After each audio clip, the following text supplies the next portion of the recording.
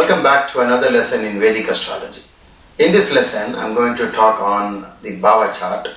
I've already done this video before, but lots of emails and lots of comments where people had expressed that it is a bit confusing. But before going into the clarification, I want to ask those who do not believe that the Bhava chart is any important.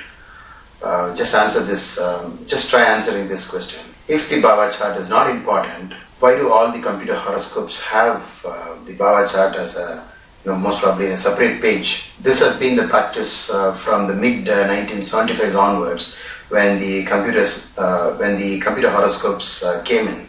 So that goes to prove that the Bhava chart is important. I'd like to tell you that the Rasi chart is the actual horoscope, and the Bhava chart is used only to find which house a planet occupies.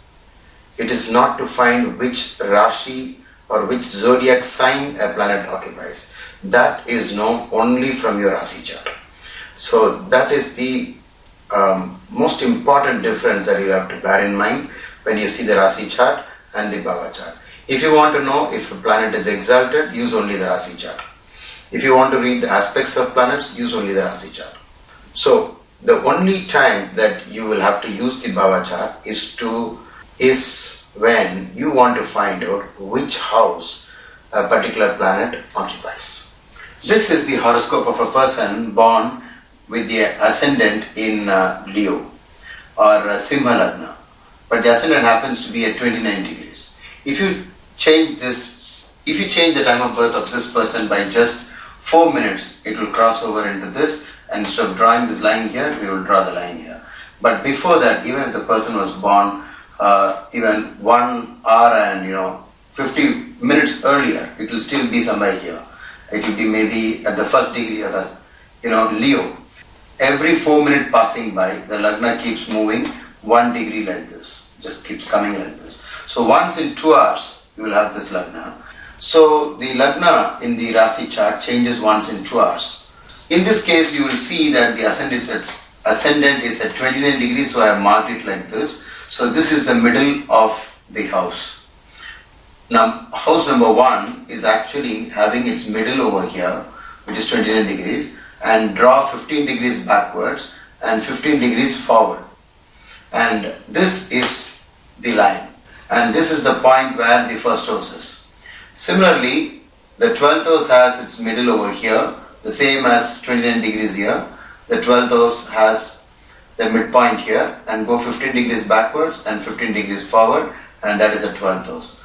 So similarly, you will see that the midpoint of the 11th house is over here, same 29 degrees, I marked it here, but 15 degrees forward and 15 degrees backward is the 11th house.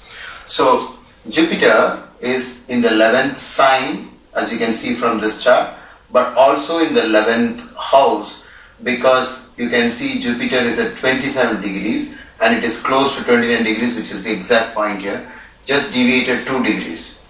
But look at Ketu. Ketu is at 9 degrees. So the 11th house starts from the 14th degree of this sign and ends with the 14th degree of this sign. So that is the actual the width of the 11th house. Starts from 14 degrees here and then ends at 14 degrees. So Ketu being 9 degrees is behind the 14th degree, and therefore Ketu will not be in the 11th house, it will be in the 10th house. So in the Bhava chart you will find that Ketu is printed here. So that is the confusion. But Ketu is not really here, Ketu remains here, but in the counting you have to say that it is the 10th house. Similarly, Mars, which is at 5 degrees, is not in the 9th house, because the 9th middle is at 29 degrees here, because ascendant is 29 degrees, and go backwards 15 degrees and forward 15 degrees, and you will have the 14th degree of Aries as a starting point of the 9th house. So the 9th house is over here. And you can see that Mars is not within this area, because you can see that Mars is at 5 degrees and therefore Mars is in the 8th house. You can see here the 8th house middle is 29 degrees here because ascendant is 29 degrees, backwards 15 degrees and forward 15 degrees is one house, and that is the 8th house. So Mars is at house number 8. In the Bhava chart, you will see that Mars is printed over here. That is because there is no other way to do it. But that does not mean that Mars has gone out of this sign and entered Pisces.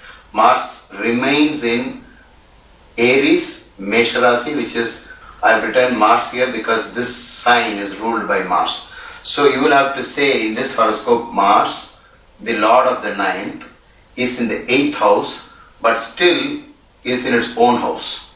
I do accept that this is somewhat confusing, but there is no other way. You will have to say that Mars is in the 8th house. Read the results as though Mars is in the 8th house.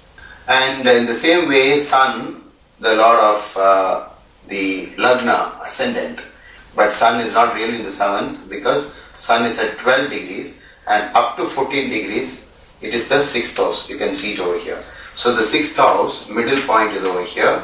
So 15 degrees forward and 15 degrees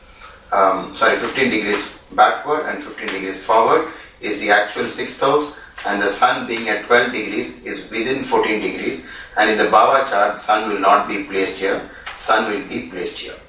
So you can see in this chart, Rahu shifts from here to the 4th house.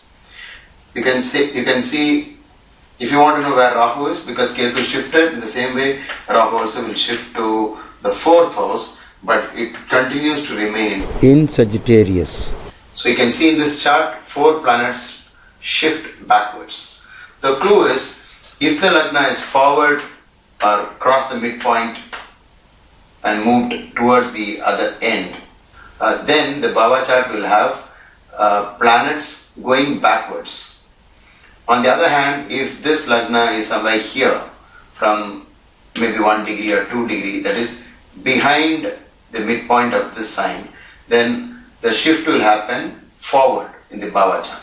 However confusing you may find this, there is no other way. You will have to really understand how the Bhava chart is done, and don't worry, in case you really can't understand, the computer horoscope will let you know where the planets are in the Bhava chart.